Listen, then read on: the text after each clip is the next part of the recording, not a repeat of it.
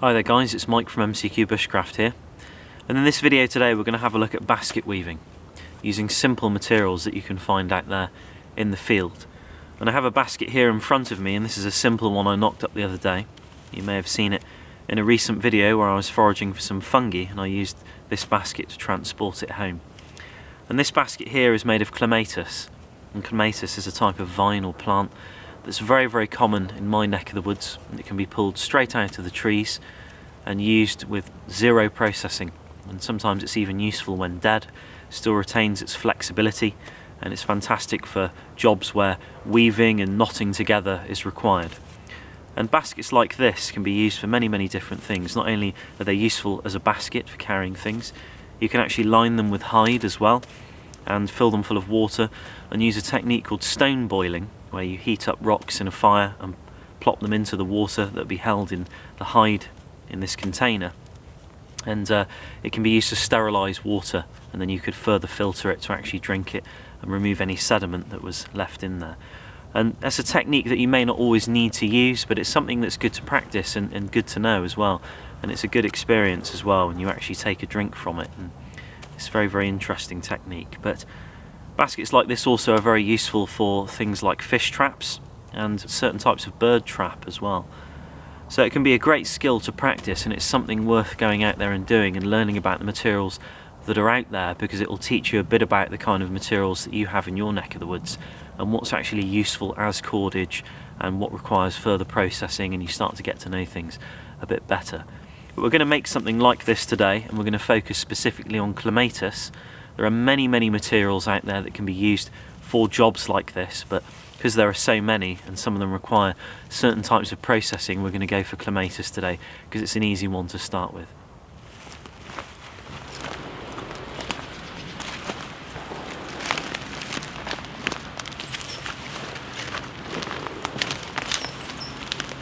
So a short walk around the woodlands, and it hasn't taken me long to bump into some clematis, and this area is absolutely overrun with it. It's everywhere. And you won't find clematis growing on any specific type of tree. It'll grow on anything and everything. And it's really like everything else in the woodlands or the forest, it's just competing for the top of the canopy. But it's a very easy vine to identify. And if we just take a closer look at it from a perspective of identification, you'll see that the bark on clematis is very linear. It's got lots of stripes on it, a bit of a twist to it as well. And if you look at it, there's like a join or a knuckle every sort of 4 to 6 inches along the actual vine itself, and it's really easy to pick out. There are other things that you can use to identify it. You don't need to see the leaves or the flowers. The vine alone is a dead giveaway. But in the colder times of the year, if you're walking along, you might spot the large clusters of seeds that reside at the top of bushes or trees that it uses to get to the top, and they really do stand out like a sore thumb. They also make an excellent tinder, and if you put a spark into them via a ferrocerium rod or a lighter or a match, they'll burn. But they do burn very quickly, and you need other material around them to catch that initial flame, because they do burn very fast. But since there's so much of it in this area, it's not really going to take me long to gather my materials, probably a good sort of 5 minutes. I'm just going to have a walk around and see what I can gather. And I'm looking for the thinner stuff, not the thick stuff like this. It'll be incredibly hard to manage for such a small basket.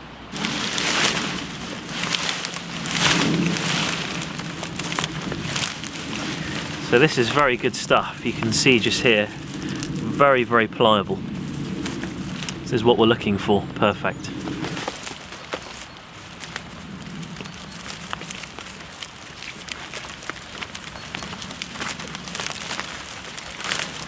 So I've spent a bit of time gathering some clematis, and I've got varying piles. I've rejigged things around in my pack a bit, so the pack is literally full of the stuff.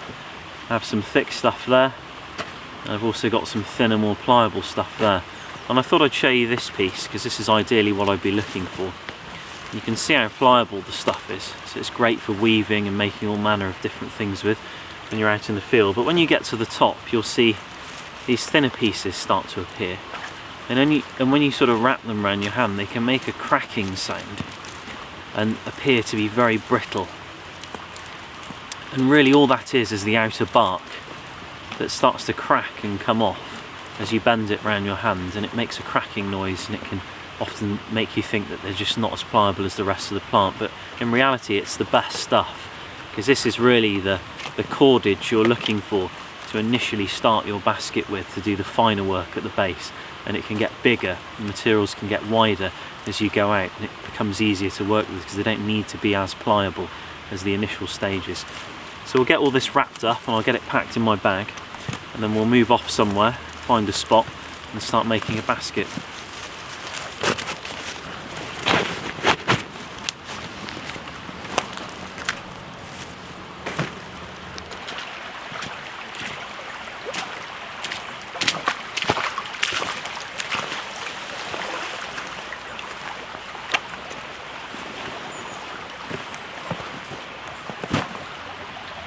So I've found a quiet little spot and I've got my materials organised, and the most important bit, which is the cordage, is just here on the frame of my pack.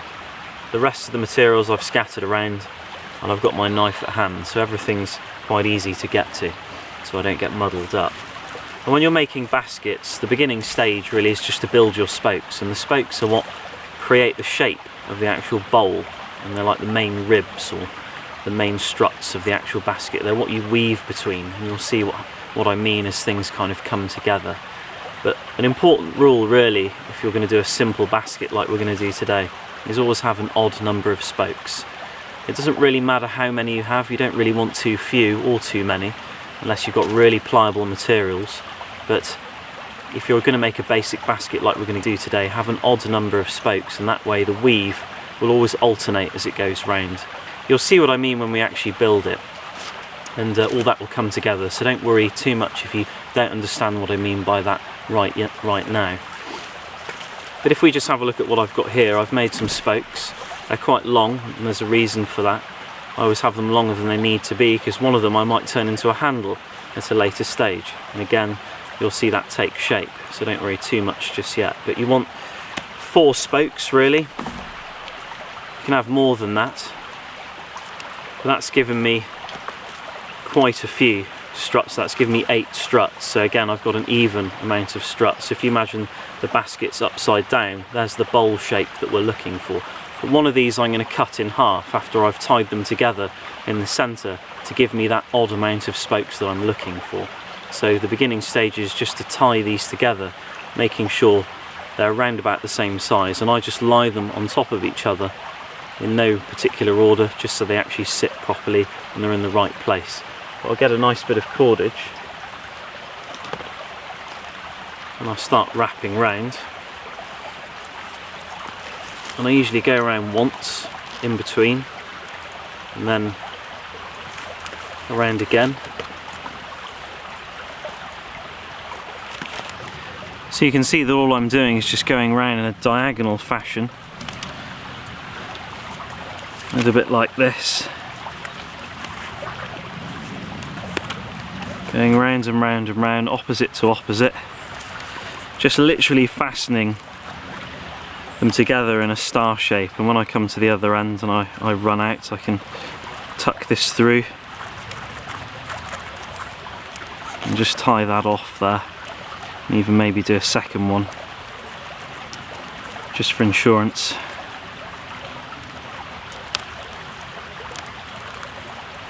And you can see it's just gripped all those spokes together quite nicely, and it doesn't need to be really strong, doesn't need to be very neat. You're just keeping them together and laying them around in a star fashion to give that bowl shape and making sure they're fairly comfortable where they are.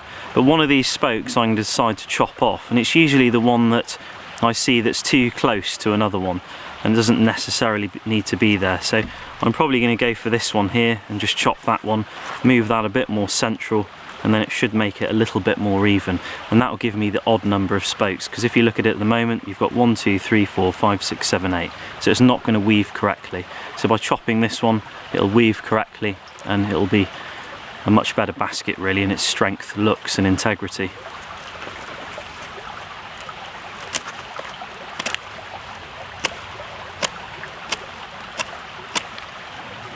So now we've got this together, we want to take our finest cordage, because we're going to start doing the weave around the base there, and that's where we need the most pliable material, because it's having to sort of work its way through the smallest of gaps. So we'll start weaving that through. So I'm going to start my cordage off just here, and it's going over and under. So you really want to make sure you get this right in the beginning stages. You'll see it start to go a bit pear-shaped. So we're going over the top there, we're going to go under there, and then over the top there, and then under there, over there, and under there, over again, under, over, and you'll see that now we actually have an odd number of spokes. It's alternating like it should. So we went round a minute ago just there and it went over, but now I'm coming back round and it's going under. And if we had even spokes, it would go over again, and it would just keep going over all the way up, and it would just, the basket wouldn't form correctly and it wouldn't be very strong, because you're just having one weave going over. By weaving under and over, you're supporting that strut and making it a lot tougher, which is what the weave's designed to do.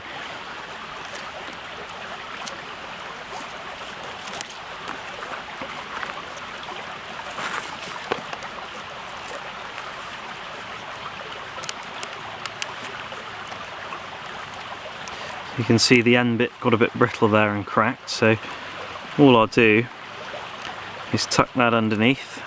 I usually start where I've left off, and because we went under there, I'm going to start on the top there where that weave ended and just go over.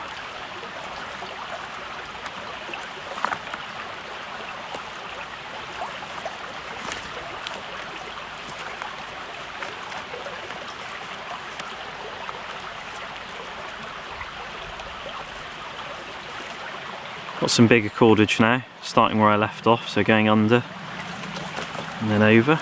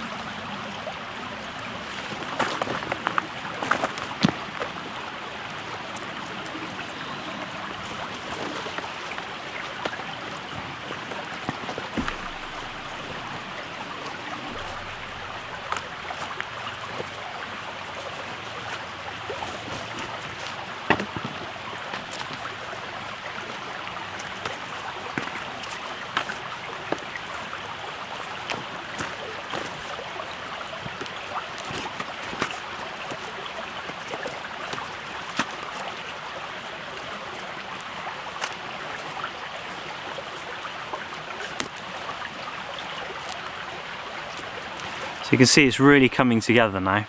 So we're just going to continue doing this. Once the base is quite strong, you can almost sit it against your chest and weave it far easier than tucking it through and trying to thread the cord through. So just do really what works for you and what you're comfortable with. I'm going to start moving up in size of material. We obviously finished there going under, so that's where we'll start. Going over, just always follow on from where you left off.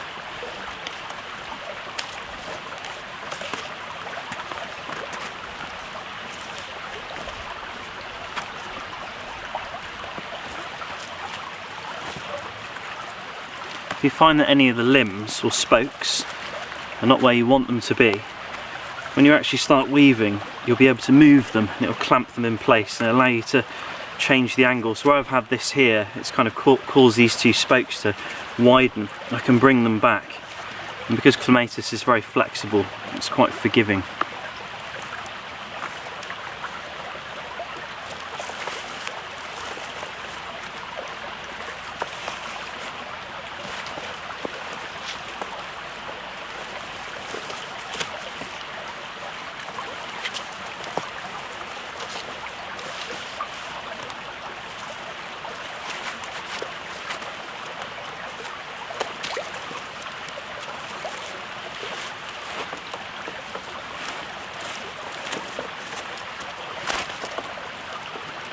So there we are. That's all the weaving done. You can see it's gradually getting thicker, the materials are. And Yeah, it's looking okay, it's not too bad. There are a few things we can do to strengthen it now, and we'll have a look at that now. So you can see I've taken this big long limb there that I had the other side. I deliberately left that very long and I've tucked it in just here against this other limb. And because it's quite bobbly, it should tie off quite well. And I'm using a bit of jute twine. You can use natural cordage in terms of what you find, but I've actually run out of clematis now. I've used it all on the basket. Could easily go and gather some more, and you can tie it off like this if you want to be very traditional. But if you've got some cord like this, then there's no reason why you can't use it. So there we have a handle. Very, very easy and nice and strong, so it's not going to come undone on you and need repairing, provided this cord just doesn't come loose and you do it up properly. But we've got all these long limbs everywhere, and we've got a number of choices with these. You can either tuck them down back into the weave there to make them very, very strong, so this material doesn't pop out, which it can do if you abuse the basket too much. Or you can just chop them straight off there, maybe wrap a bit of cordage here and create like a knuckle so it's not going to slip off. I actually prefer cutting them and making a knuckle, although I do appreciate that that is stronger. So our basket's looking good and it's finished, and we've got the handle attached, and it's sort of bound to one of the other spokes there, which is a very, very strong handle if you're out in the field and you're using materials like this that are quite pliable and flexible and you can bend them over like that. I've just chopped all the spokes off, and it's not really the best way of doing things, and I'll admit there's cleverer ways of doing it than that are stronger. But I have just tied jute twine around each spoke at the top just to keep the top weave in place, and that will keep the rest of them in place. And when you've finished making the basket, just push it down like this on the spokes just to make sure it's nice and tight, and you can do that as you weave it as well, and it just makes sure things, you know, stay in the place they're supposed to stay in.